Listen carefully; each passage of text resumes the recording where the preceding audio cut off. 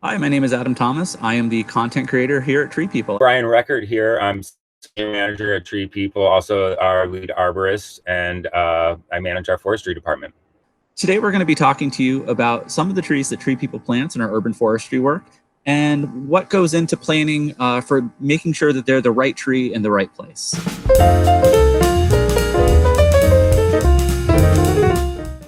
The first tree that I want to ask you about is the crepe myrtle.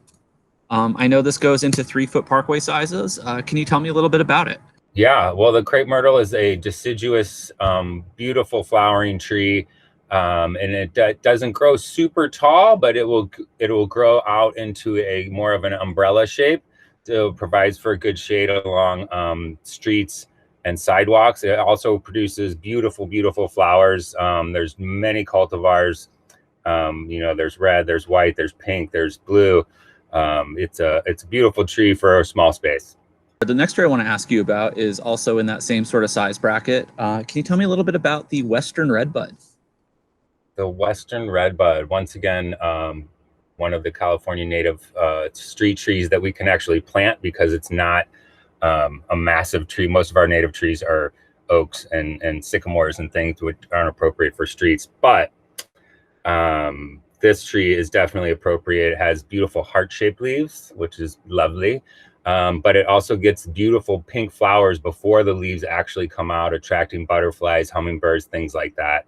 So it's also a great choice for a small planting spot. All right, so the next tree I want to ask you about is the Palo Verde. Tell me a little bit about that. Mm-hmm. So the Palo Verde that we plant is actually a cultivar that is grafted on the original Palo Verde because the original native Palo Verde actually has giant thorns on them. So we don't really want giant thorns on our streets. So they actually graft it so that the tree does not produce thorns. It's a little wispier tree. Some people say it doesn't provide shade, but I think it's beautiful. I think it provides a lot of shade. And when it flowers, it's gorgeous yellow flowers. Next tree up is the desert willow. Let us know a little bit about that. The desert willow. The desert willow. Once again, it's a tree that is probably best put in a 5 to 6 foot parkway, I believe. But that one can get bigger. That one can get up to like 50 feet. I definitely wouldn't recommend putting that under a power line.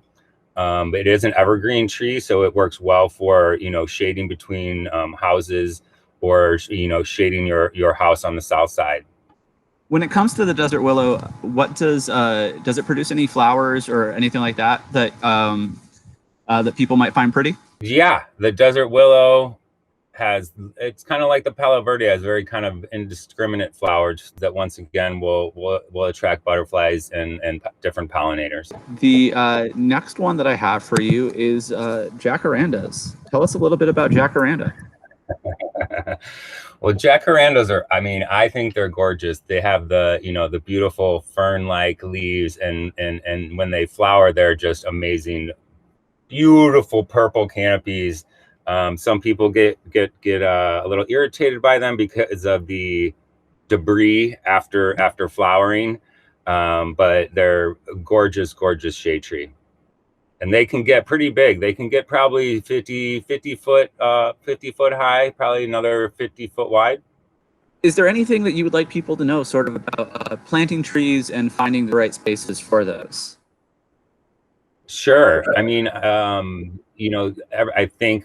I hope most people know right tree, right place. We don't want to put an oak tree under a power line, and things like that. So just being aware of the environment that you're planting your tree in and how it's going to grow in the future, and does it have room to do that? And if it does have room to do that, then that's probably an okay location. Well, thank you so much. This has been really great. Thank you, Adam. And just a reminder to those people out there, you do have to water your new trees 15 gallons a week. And it's not that much. It's only $5 a year if you do it once a week, every week for a whole year. So you can make your street tree survive and thrive.